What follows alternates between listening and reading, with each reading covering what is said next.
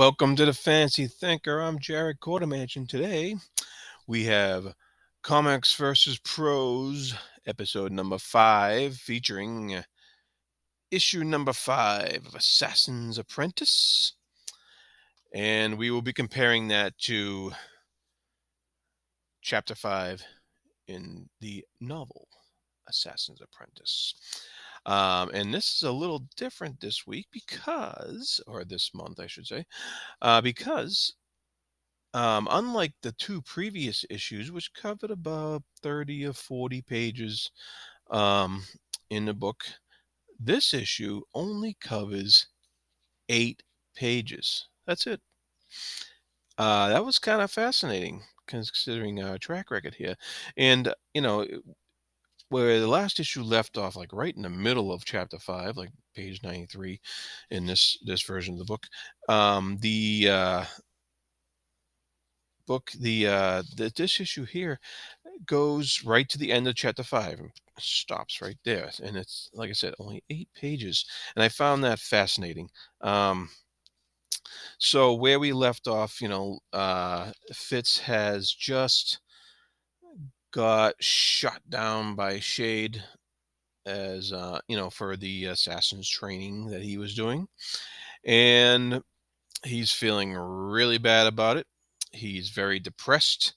You can see on the cover art here, that's a look of a boy in pain right there, and very well done by the art cover artist, and very well done by the interior artist too, Ryan Kelly. Once again, he did a great job with his illustrations and mood and facial expressions, and the color art by Jordi Belair as well conveyed mood expertly. I mean, you feel everything that this kid's feeling um, in this book. And then the book starts off by showing him, the comic starts off by showing him, basically failing at all his chores, and which is what Hobb is describing in here.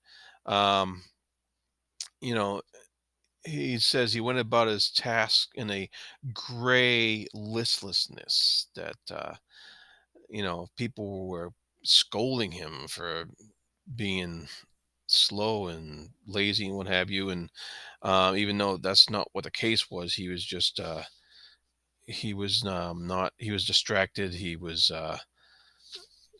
just feeling the rejection of Shade, of this thing that he was doing so well at, when he refused to steal something off the king that Shade had asked him to do. And so Hobb does this wonderful job of describing the sickness, which goes on for quite a bit in the novel, at least a page and a half or so. And she describes, you know, that Fitz was just hoping that Shade would return and summon him again, but it didn't happen. It makes Fitz feel worse. The comic um, depicts on the next couple pages a kind of a dream argument between Shade and the king. And you can see they're kind of like done in, these shadowy wall shadow type figures. Um, the book doesn't do that.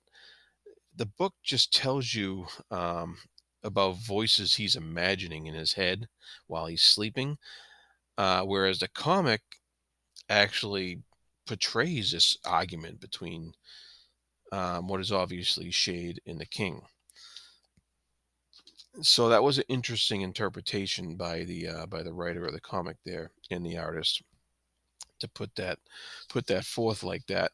Um, the Fitz is woken up by a dog, and in the comic he makes a little connection to the dog. He's starting to use his talent again, to become one with the animal, like he did previously, that Burek told him, knock it off. And also, the Burek is in the room now. He's watching over the boy. He flips the pillow over, puts the cool side up.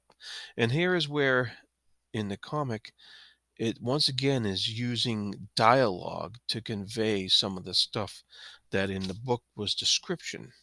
Um, in the book, Hob, says he's stuffed it back under my head, the pillow, the cool side up. Whereas in the book, Burek says in dialogue, there, that side's cooler. So interesting decisions here by the adapters of the novel by adapting into comic form here. Um, so there's some dialogue between the two, which the artist uses several panels to take up, and um, once again, the artist and the adapters are also using the dog, um, with Fitz's connection to the dog much more than what she does in the book. In the book, there's a lot more, back and forth, about a lot more description than that is in the comic is just shown in the background and the art and stuff like that, and the emotions on the faces are shown through the illustrations, whereas it's described in the book. Um, so from there, Fitz is put to work by Burek as Burek moves him and takes care of him and is looking out for him. Where shown in the comic a lot of connection between, Fitz and the dog with that kind of greenish dialogue there that shows he senses what the dog is feeling and saying and what have you. Um, they she gives The comic gives dialogue to the cook who feeds Fitz, whereas in the book it's just described. Um, Once again, and then Burek gives him some stuff to do, saying the work's good for him, et cetera, et cetera. He gives him a small newborn puppy to take care of. It's kind of the runt of the litter and isn't quite in getting in there to get food from the mother, and so Fitz takes care of that. He gives Fitz some more work to do, and this goes on for several pages in the comic, which remember the comic's 20 pages long, and the chapter it's covering is only 8 pages long. So that helps to take up the pages in the comic and really, there's no captions here, there's no dialogue, there's nothing. It's all just artwork conveying a story and doing a very good job of it. It shows Fitz making his way through the day, doing all the work. It shows, this still the sadness he feels over his letting go by Shade previously. And so finally, as Fitz is taking care of this puppy, Burek finally catches him and smacks him and says, enough of that. That's directly taken out of the book, and so is the dialogue that's follows that as well. um, then we get on to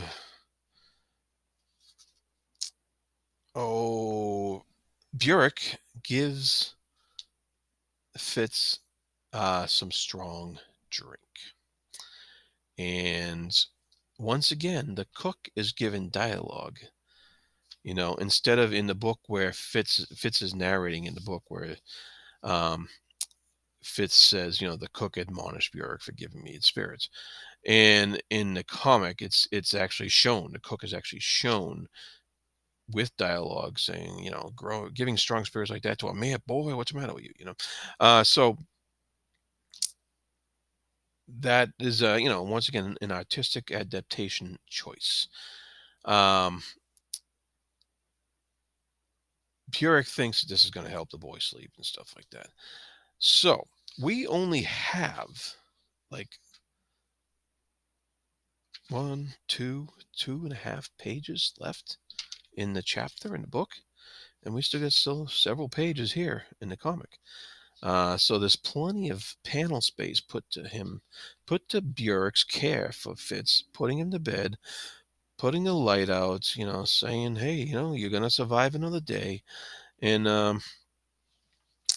then the line in here is directly the line in there saying about he didn't sleep, and he cries out as if he was crying out when they took him away from his mother. And then Shade shows up, and the panels are all, it's very moody. The panels are all dark. And Shade at that point, they spent a good 2 pages in the comic showing the emotions on the characters' faces, showing that Shade was put up to this, that it was a test, and that he'll never do it again. And that was just, I thought it was very well conveyed in the comic book. And there goes my dog. um, so we move on to Bjork the next day. Oh, that was the thing. One little clever thing that was done here in the comic, and I almost missed this the first time I read it. Shade is giving some sort of elixir to Fitz in the comic. It's shown in a panel. It helps put Fitz to sleep. In the book, of course, she's describing that this elixir is going to actually help Fitz get over any ill effects from all the consumption of alcohol. So you had to kind of guess at what that was when you're reading the comic. It didn't really explain it. And then the next morning, um, he's going back to work. He's happier because Shade did all that apologizing and stuff like that. Um, so and he feels good, and he's whistling. And Burek, of course, has some kind of hangover or something like that. He's thinking, he says his father had a head for spirits as well. Fitz's father, and tells him to go somewhere else. So that kind of clues you in to the fact that whatever that was, that green bottle that Shade was giving Fitz, it did the trick, and you can see it's right in that panel there. And so that was a pretty subtle little comic artistic exchange there. Um, so then we move on to the meeting with the king, which once again is a full 2 pages in this comic book, and is only you know that long in the book. So the it's kind of the opposite of what they've been doing so far in the book. So far in the previous 4 issues, we were jamming 30 to 40 pages into 20 pages, and now we're expanding a half a page into 2 pages.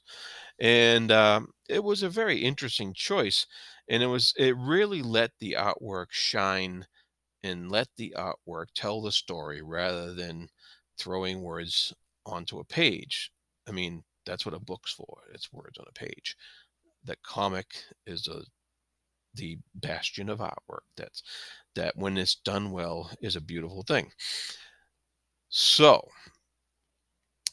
we see the events here. Fitz takes the knife. Now the comic shows us the king blatantly watching him take the knife, and but you don't know what to make of it with the pictures. I mean, you can come to your own conclusions. In the book, she kind of tells us right off the bat, I think he saw me take the knife, but he didn't say anything. But in the comic, you just see him watching, and you don't know what they're thinking. So that was an interesting difference between the two. And then he shows him going back to Shade. Uh, in the comic, they're showing the relationship and the tricks that Shade is once again showing Fitz, the usual stuff that he was showing him before. That's once again only a half a page in the book, and it's 2 pages in the comic. So there's that stretching out of the story that we're seeing in this particular issue, quite different from the last ones. And so the of course the biggest thing we see at the end of this chapter, chapter 5, and the end of this issue of issue 5 of the comic series, is when he takes that knife and he sticks it in the mantle. And in both cases, it ends on the exact same line, I believe, that the knife is still there. And I thought that was very well done in the novel, and it was a cool ending to that chapter in the book. So once again, there is Comics versus Prose number 5. I really kind of like how they did this one. I kind of like now that we're equal up on the chapter to issue numbers, 5 to 5. We'll see next month what issue number 6 brings us, and whether or not we'll be reading only chapter 6 or something a little more or less. So that's it for today. Thank you for watching. Please like and subscribe below, and be good to each other.